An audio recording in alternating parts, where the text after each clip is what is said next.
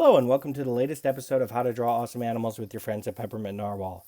This is the video series where we teach how to draw animals in a fun and simple way while we share facts about the species as we go along. So since October is Bat Appreciation Month, we've selected a local bat, the little brown bat, as the animal that we'll be drawing today.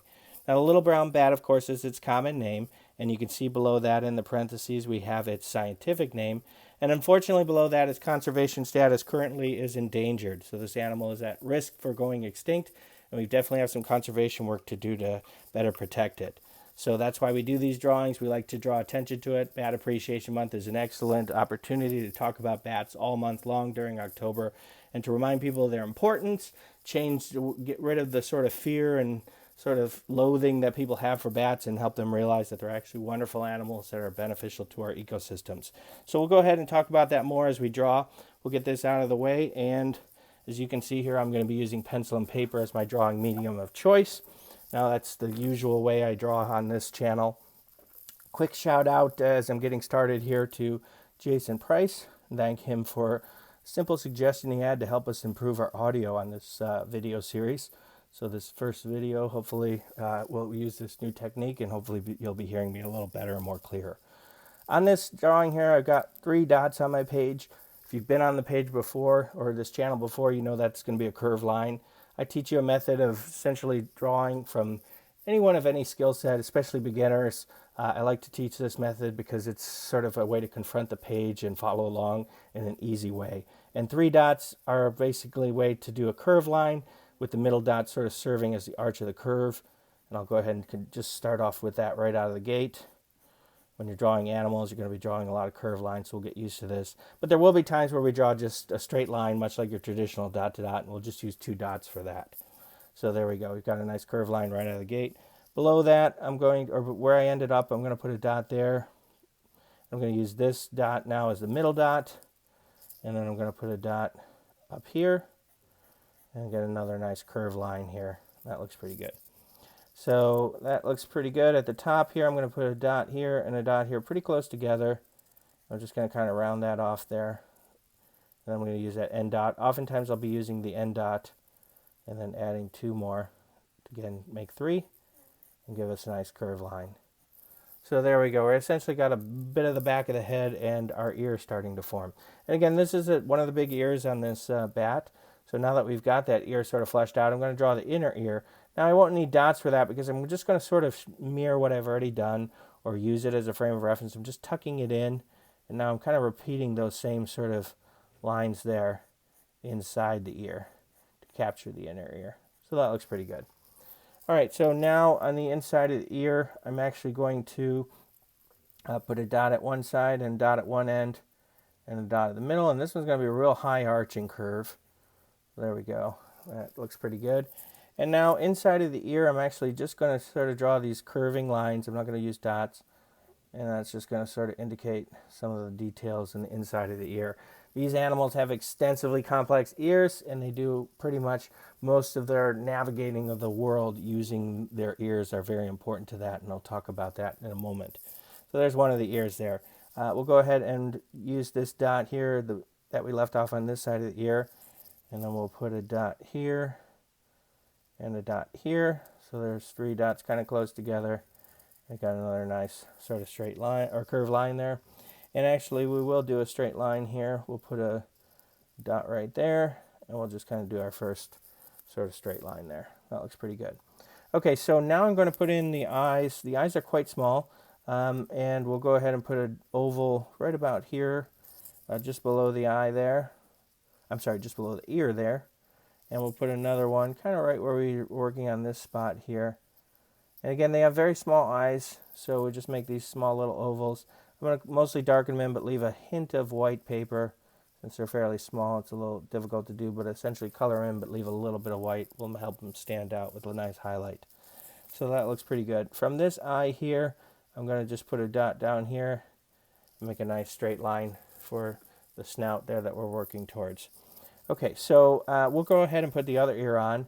So to do that, we'll go ahead and put a dot here, and a dot here, and make a nice curving line there. There we go. And then I'm going to put a dot out here, just make another straight line there. And then I'll put a dot down here, make another nice straight line there. That looks pretty good. And now I'll use that end dot, put a dot here and a dot here, and I'll make a nice curved line there as well. So there we go. We got our 2 big ears, small eyes. So again, this animal is a nocturnal animal, so eyes are not as helpful to it. Some animals operate at night and have very large eyes to help compensate, and they are nocturnal animals, and that's usually how you know if an animal is relying on sight and it's nocturnal. It'll have very large eyes. When it has very small eyes, it's not really using its eyes for sight, and that's where these ears have developed to really sort of take over for navigating the world. Okay, so from this end dot here, we're going to put just a dot right about here real close. Just make a nice little straight line up. And then from that end dot, we'll put a dot here and a dot here. And we'll just kind of bring that down to start the nose there. And then from this dot, from this end dot here, we'll put really kind of tight here. But I'm just going to not use the dots and just make another very small curved line, almost like the letter J there. And just kind of bring that up for the nose. And I'm going to put 2 little nostrils on here. One's a little more prominent. The other one's a little bit in 3/4 view, kind of like that second eye there. But I'll go ahead and put those dots there for that. All right, that looks pretty good. Now I'm going to, from right below the nose here, I'm going to put a dot here and a dot here. It's almost like just a very little bit of a straight line, just to bring that down just a little bit off the nose there. And then I'll use that end point, put a dot here and a dot there. And there we go, got a nice, this time I'll go the other direction. Again, you can go either way. And I'll just sort of bring that down to make our nice mouth there for this bat. And then I'm just going to make a nice dimple smile by putting a nice bracket curve right at the end of that. That looks pretty good. And now I'm going to, from about this point here, I'm going to put a point here and a point here. And then we're going to kind of bring those down just like that. And then it's so close here that I'm just going to make a nice curved line back up. There we go, that's the mouth. And I'm just going to darken that in.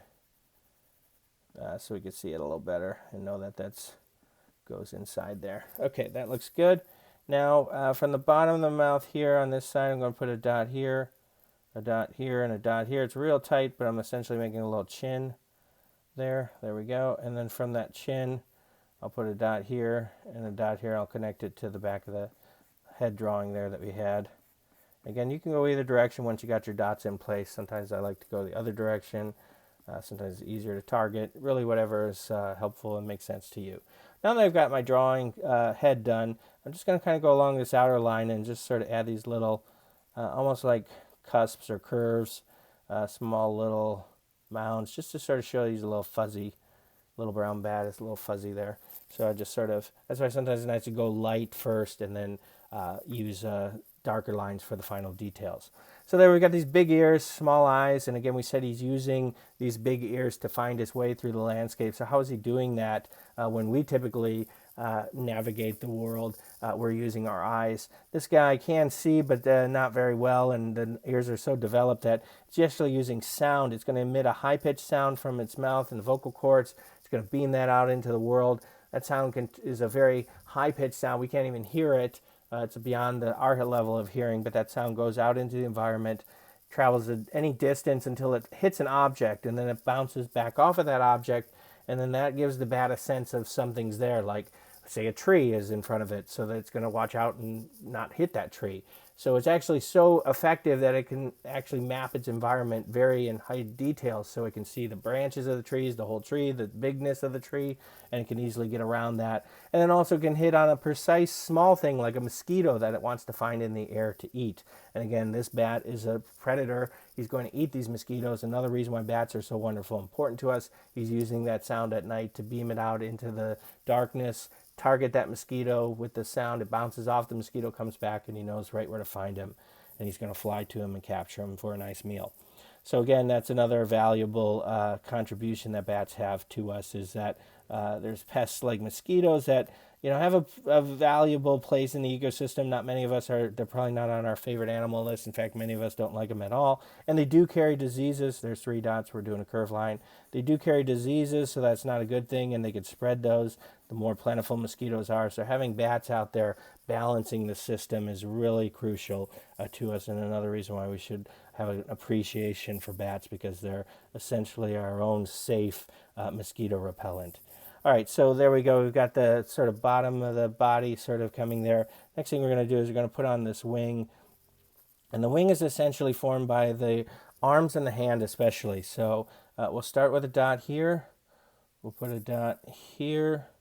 And we'll put a dot way up here. So there we go. We've got a nice curved line. This time I'm going from the end back to the origin. There we go. And then from this dot here, right below it, I'm going to put a dot, kind of mirroring this almost, but not quite touching it. So there we go. And again, I'll go from the end one there and bring that back down. So that looks pretty good. So essentially what a bat's done is, this is essentially like its shoulder, and let's say that's like its elbow, and then this is where the hand would start to be. So it's essentially modified its arm to be this long portion of the wing here, and then it's going to use its hand to really create the rest of the wing. So to do that, I'm going to write at about this point. I'm going to use a point here, and a point here, and a point here, and I'm just going to make a nice curving line there. There we go. And then from this top point again, kind of repeat that down, make another one. So what the bat has done here is, this is essentially the hands and the finger here. So it started to take these finger bones and sort of elongate them and use them to sort of become the sort of structure and stability of the wings itself. So there we go, I got another curved line in there. So there we got 3 of these sort of coming down off the hand here, 3 digits. There we go. Now there's essentially 5 digits here. We're going to put a little, I'm just going to make a little hooking curve shape here, just a little hooking curve shape. That's going to be the thumb, and that's what sort of, pops up here. Now it uses this thumb not so much for flight, but when it's crawling around, if you ever see a bat, it actually uses its wings then like, front forelimbs, and especially this little hooking thumb to sort of anchor and gain new grip, and then it will, use that to claw around to a new position. So when it's not flying, this thumb has a lot more value. In flight, it doesn't really have too much. Okay, so I'm going to put a point here. There's essentially a 5th digit here now, and this one just kind of reinforces this top digit here to add more stability here. So I'll make another curved line there.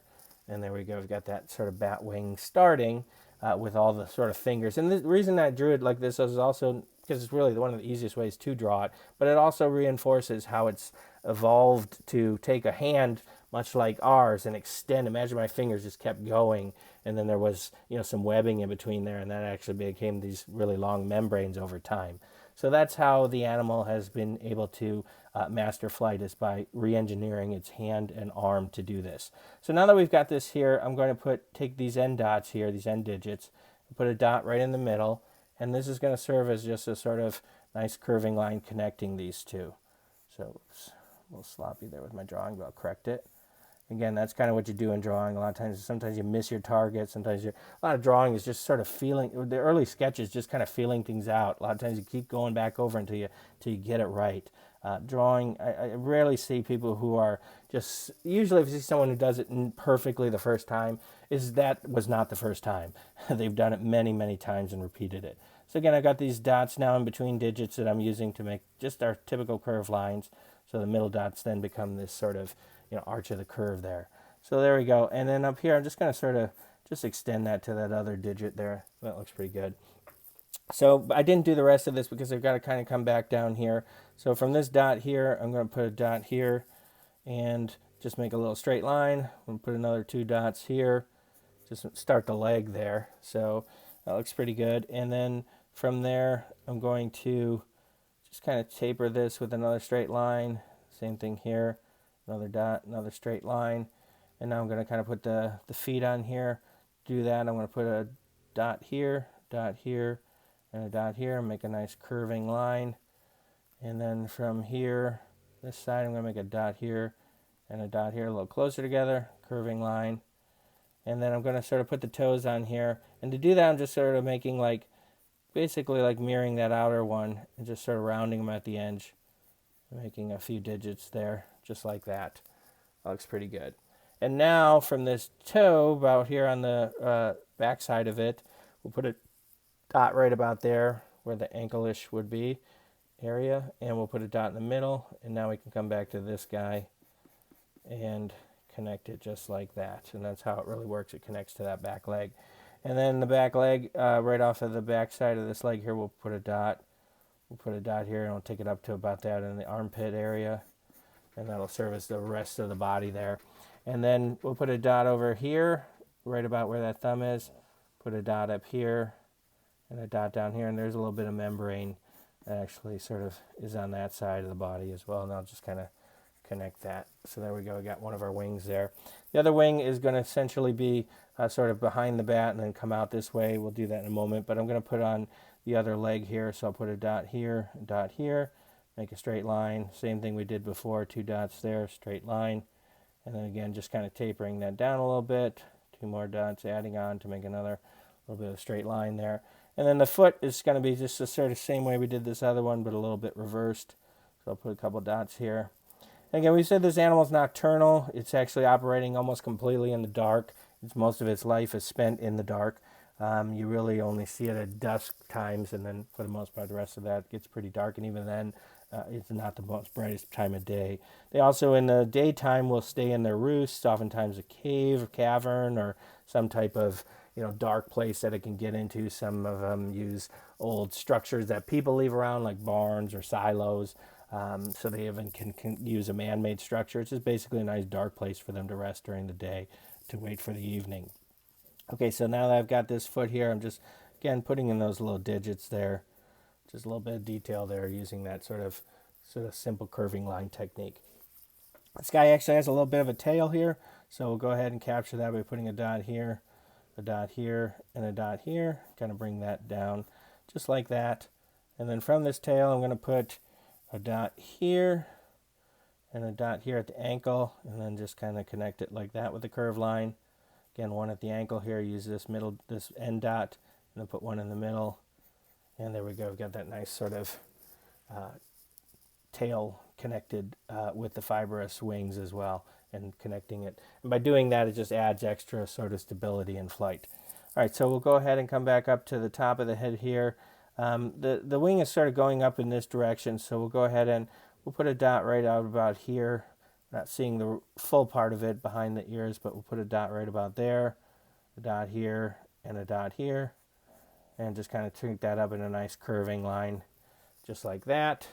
And then I'm going to put that little hooking shape for the thumb there. That looks pretty good.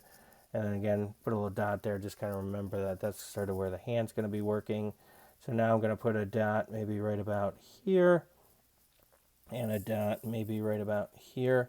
It's a real long curve, so I'll kind of take my time with it, go a little light and slow, work my way there, hatching my way there, and then darkening as I go. There we go, we got that sort of looking good. Now we'll go ahead and put another one of those digits in there, again always using this point out here. This time we'll put a point there, and a point there, and we'll do the same thing, kind of working our way to this curving line there. That looks pretty good. And then from this one here, another digit, it's kind of coming out over to here. Long curving line, so I'll go slow again. That's going to get that third digit in there. We talked about there's 3 digits plus the thumb, that's 4. We talked about that 5th digit, just kind of reinforces the top, not all the way down. It's a little bit of smaller finger, second smallest of the fingers. And we'll just sort of do that just like that. So there we got them all in there. Now we'll just kind of come back to putting a dot in the middle, using those 2 end dots, and then we got that nice curve. And again, that's how it's built, this architecture, really just elongating those fingers over time. And then that membrane in between, like imagine an animal that has webbed feet that then starts to elongate their fingers, and then those webbed feet actually now become the opportunity for flight. So that's a long journey, but that's essentially how this animal engineered that. So there we go, put another one of those dots in between, and we'll put the final one out here, final one at the ankle there. And there we go, we've got that bat-shaped wing coming together just nicely there. Now you can thicken these up as you want. I'm going to go ahead and do that just to kind of indicate that fingers has actual volume to it. So I'm just kind of mirroring what I had done before and just sort of, bringing that back down. There we go, same thing on this side. I'll just sort of draw those fingers a little bit there, thickening them up, just by kind of going back over those lines and adding a little extra volume to them. There we go. And the hand, essentially that's happening here is a little bit obstructed here, but just sort of, it's basically kind of coming up just around the ears here, just behind the face there. So I'll put a little hint of that in there. But there's essentially what the mechanics of this animal in flight. I'm just going to add some simple little details here. I'm just adding a little wavy line, curving line, just kind of show that this membrane is fibrous or elastic and it stretches. So that way the bat can really kind of move those hands into various shapes to essentially fly. And we said it uses this thumb when it closes up the wings and it lands and it wants to sort of move around a cave. That's how they're going to be able to do that, using this thumb as an important anchoring mechanism, and then their feet, and then they sort of, kind of move their body around by that way. Almost this then becomes like a front forelimb when they're ready to land and move around and no longer rely on flight.